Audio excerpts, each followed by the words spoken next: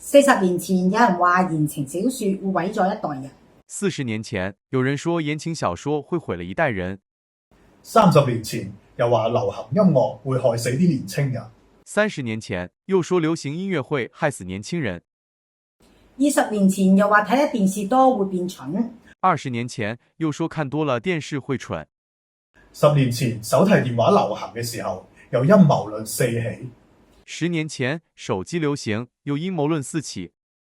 歷史見證咗冇任何力量可以摧毀一代人。